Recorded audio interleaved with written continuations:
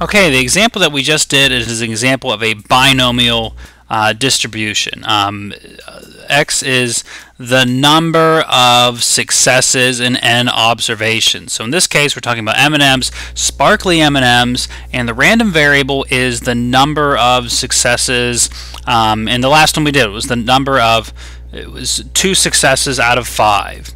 And that's a binomial distribution. When you want so many successes out of so many total, it's a binomial distribution. Okay, so then X is a binomial random variable. Oh gosh, yes, I didn't need to cheat for that. I knew that. Binomial random variable. Let me awesome. If there are only 2 outcomes, these first parts are always the same. Those are all Bernoulli trials, success or failure. Success, which we call P, or failure, which we call Q. Whoops, there it is. Come back to me. Let me scooch that over. Okay. The probability of success is constant. The observations are independent. And there is a fixed number. You determine ahead of time what that number will be. So there's a fixed number. Okay, so that's the main difference between these 2 different types of Bernoulli trials. The geometric trials said, I'm just looking for the first success, keep going until you find it. This says, we know how many trials we're going to have, just tell me what's the probability of getting how many successes within those number of trials. So that's the difference between the 2 distributions we're talking about here. Okay, if X is a awesome, it's said to have a binomial distribution. Binomial distribution, and is denoted. It takes a couple of parameters, n and p. Okay, so for the geometric, we just had the probability. The value of n could have changed. Here we have a fixed number of outcomes, so we also have to tell the distribution how many outcomes we're looking for. So it's denoted as the binomial distribution NP, the number of trials, the probability of success. Okay, the expected value, the mean, is just NP. And again, the math stuff there that goes into that, we're not going to derive that here. The math boxes in the book are good, or we could, I can maybe even throw together a video for that as well. But that's not the point. That's not the main thing here. So let's just worry about the main things for now, and if we need to add to that later, we can have some fun doing that. Okay, the standard deviation is the square root of NPQ. So let me go ahead and make, there we go, the square root of NPQ. Oh, that's a special kind of beautiful right there. So the standard deviation is the square root of NPQ. The expected value is just NP. So the number of trials times the probability of success is about what the expected value would be, what you expect to get. And the standard deviation is the square root of n times the probability of success times the probability of failure. I could write that out as n times p times 1 minus p. Hopefully you're starting to see how much of a help it's going to be to not have to write out 1 minus p all the time. Just a q is sufficient. So hopefully that is, you think that's good. Okay, we have the probability distribution function and the cumulative distribution function. This is similar to the normal functions we had before. We had normal PDF and normal CDF. Most of the time we use normal CDF because that found the actual area underneath the curve. The normal PDF we didn't use as much, but if you wanted to graph the normal curve, you just go to Y1, do normal PDF of X, and that would graph the normal function. So we didn't use that as much. We'll use this a little bit more now because these are discrete random variables, so we can have a value for just one. You know, we can say after 7, 6, 7, I don't know, if we're going to have 3 out of 7 sparkles, and then 4 out of 7, and then 5 out of 7. Each of those is discrete, so we can have a probability at each of those points. So that's why we're talking about the PDF and the CDF here. So probability distribution function, probability distribution function, or PDF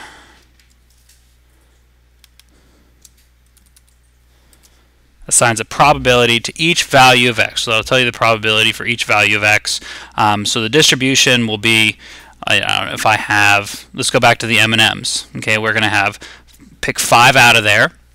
This will just assign a probability to each value of the random variable. So if the random variable is 2 out of the 5, 3 out of the 5, 4 out of 5, the distribution will tell you what that particular value is. And we're going to do an example of that in a minute. The cumulative distribution function is like the what we were doing with the normal function. We found the area between 2 points, all the cumulative values added up. So it's kind of like adding up as we go. So the cumulative distribution function,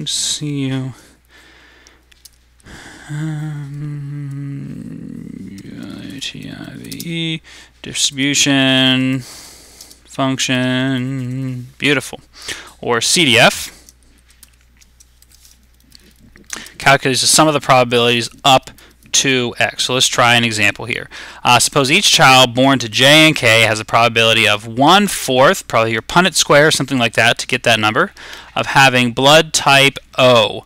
And if you're familiar with Punnett squares, you know that's a possibility. If they said 1/3, you'd be like, wait a minute, are they aliens or what? So 0.25 is good there. It's got to be some power of 2 in your denominator.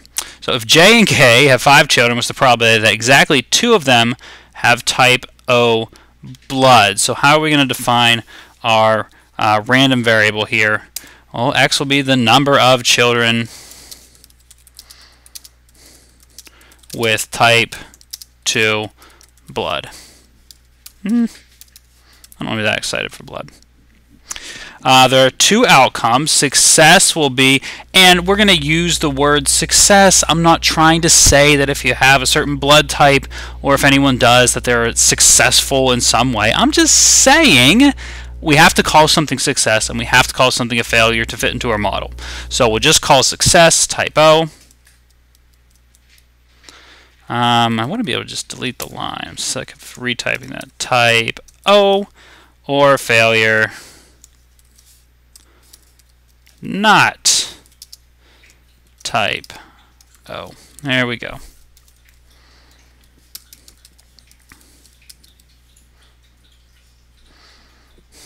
Okay, the probability of success is constant. I'm going to put type O here again.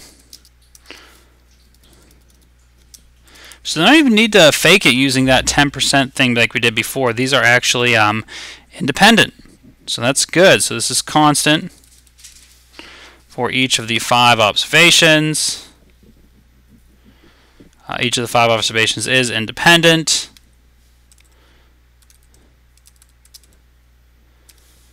Okay, I haven't been bolding these. Let me see. I can bold here.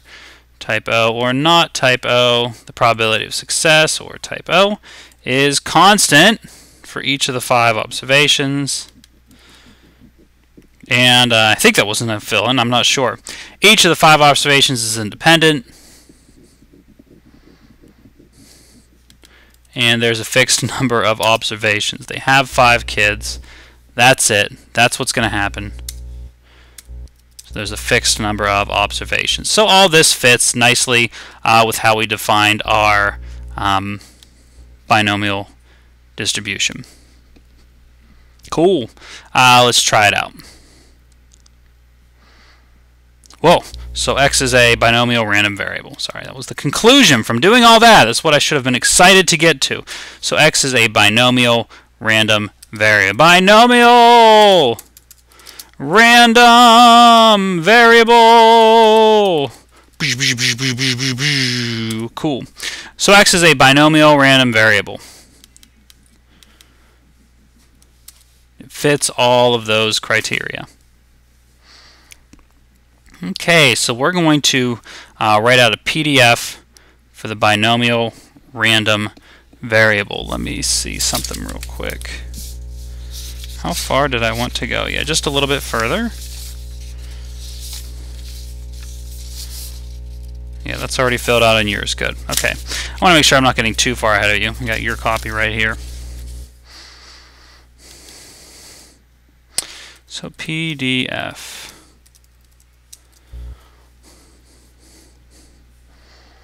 Okay.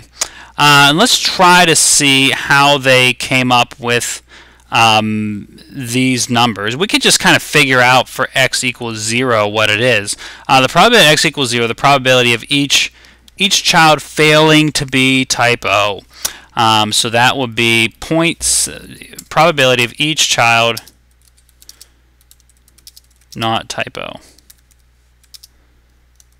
And that would just be, well, what would that be? That would just be 0.75 to the 5th power, which is 0.2373. So that was a little more straightforward.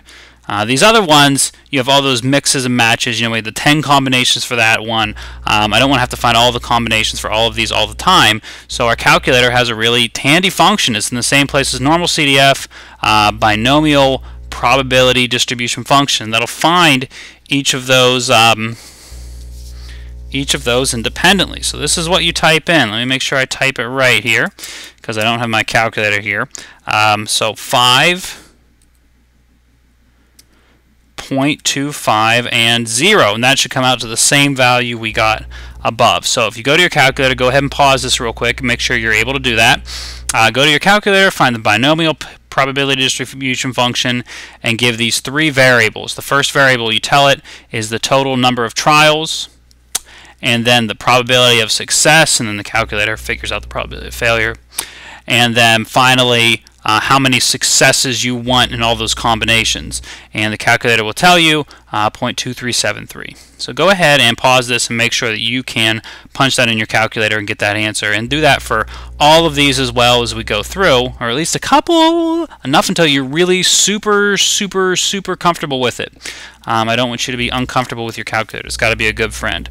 So all of these, this is the same distribution. So I'm going to copy this right here because this part is not going to change. It's the same distribution. It's the same random variable. All right, the set number of trials is the same, and the probability of success is the same. So it is the exact same distribution. It is the exact same distribution. And make sure that you can verify at least a couple of these results. Hit second and then enter.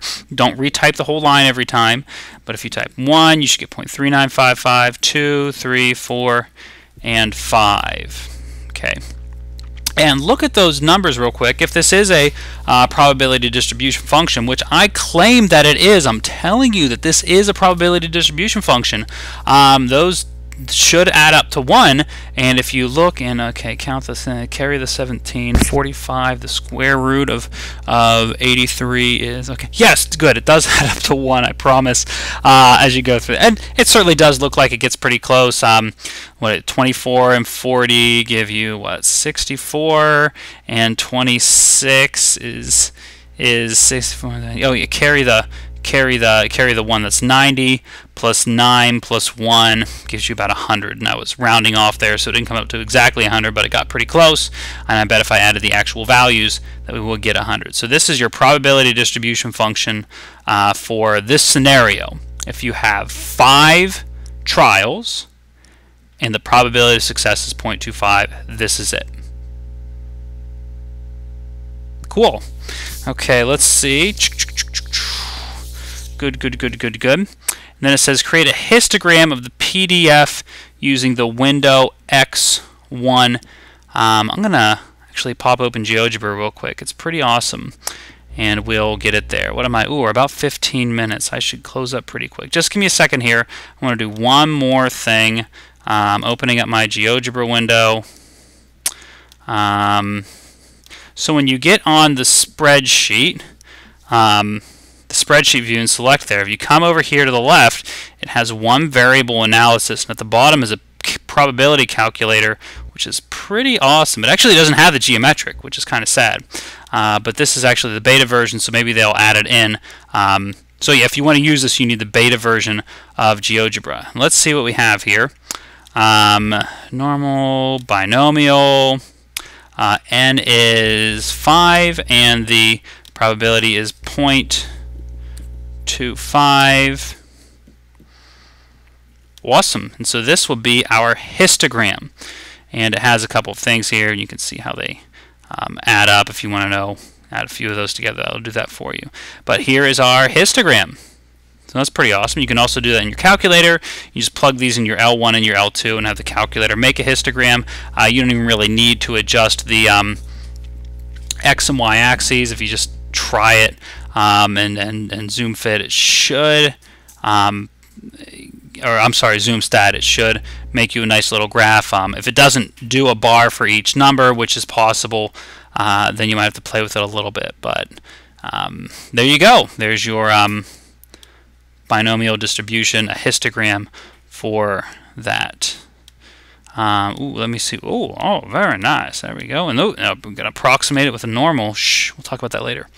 Okay, so construct a histogram. So we kind of did that.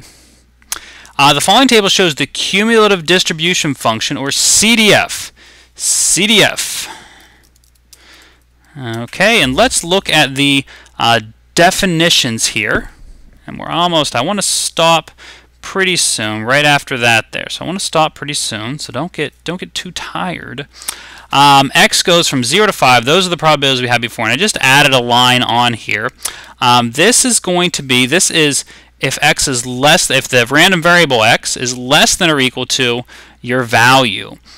And so this is if it's just equal to, this is less than or equal to. So cumulative means we're going to add these up as we go. So this first one, I've only done one number so far. It's 0.2373. 0.2373.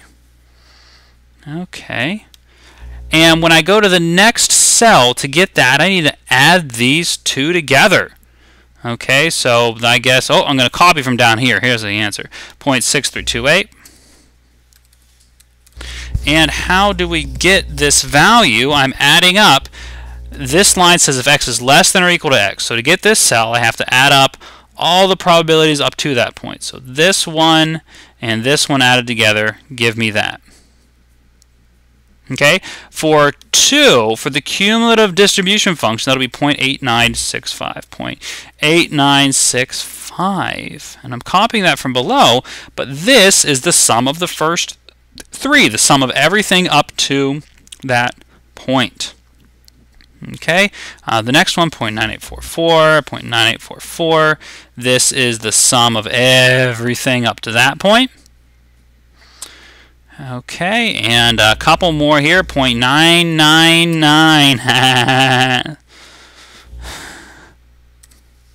Okay, this is the sum of everything, all those different numbers up to that point. And finally, for all intensive purposes, there we go. So this last one should always be 1, right? If we add everything together, all the different possibilities, that will add up to 1. Our sample space adds up to 1. It has to add up to 1. Nice. Okay, our binomial cumulative distribution function. The syntax is basically the same. It's always 5 and then 0.25. So n and then p. That defines your distribution. N and then p. That defines your distribution. Oh, where are you at, cursor? Oh, you're underneath that pasteboard. Let me see. Yep. So this is always the same. The n and the p are always the same, and I'm just looking for a different number of successes each time. And I would also try typing that in. Make sure you can get, like, let's just do this. Make sure you can do that one. Go ahead and, whoops. Oh, you can't do that one, can you? There you go. Okay, awesome. So if you type this in, find the binomial cumulative distribution function for n equals 5, p equals 0.25 to get 2. And that should give you 0.8965. And what this line means is that these two people, they're having kids, the probability that 2 or less will be a success. That probability that 2 or less will have type O is 0.8965. You don't always want to know less. You sometimes want to know greater. Just find the complement. So if you want to know the probability that more than 2 have typo, you just take 1 minus that. It'd be about 10.4%. So that is how you could use this if you want to go the other way with it. The cumulative distribution function only goes down. So if you want to know the opposite, just subtract it from 1. And let me see if I can do this over here as well. They also wanted a little picture for that. There's our normal model. That's not what I want. I want a binomial.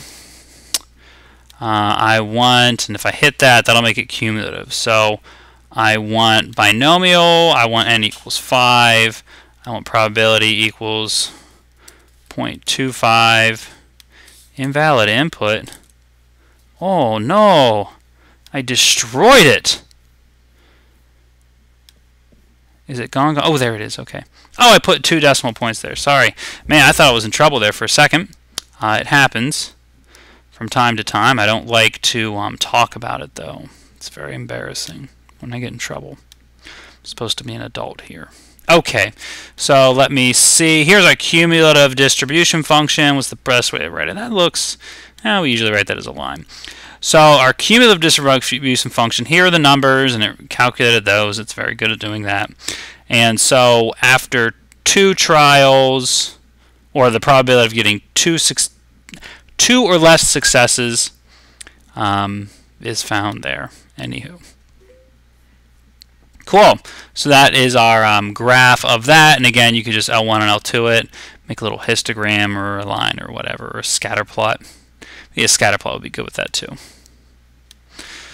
So that was it. No, I don't want to do that yet. Goodness, this video is way too long anyway. So I'll give you a little break and you can start on the next one at your leisure. We'll continue.